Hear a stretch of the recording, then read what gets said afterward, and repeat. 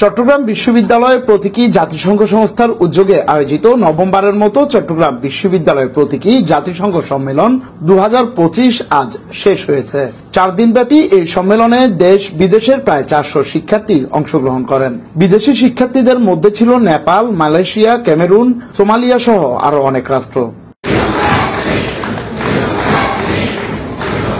অন্তর্ভুক্তিমূলক বৈশ্বিক অগ্রগতির জন্য যুব নেতৃত্বের মাধ্যমে দীর্ঘমেয়াদী উদ্ভাবনের প্রসার প্রতিপাদ্য বিষয় নিয়ে অনুষ্ঠিত সম্মেলনে 10টি কমিটিতে তরুণ শিক্ষার্থীরা বিভিন্ন বৈশ্বিক ও স্থানীয় সমস্যার সমাধানে যুক্তিতর্ক ও উদ্ভাবনী আলোচনা করেন।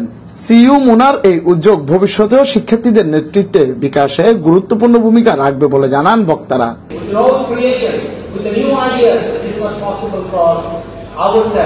For the, older generation, those who are running the country. It's our United Nations Development Program, and this conference has been amazing. I had amazing people by my side, the chairperson, the vice chairperson, and the director. You did very well. Still there is a lot of room of improvement. Hope one day you will get awards. Thank you so much. সম্মেলনে সেরা প্রতিনিধি, outstanding delegate সহ বিভিন্ন ক্যাটাগরিতে পুরস্কার বিতরণের মাধ্যমে 4 দিনের এই আন্তর্জাতিক সম্মেলন শেষ হয়। Desk report, Chittagong news.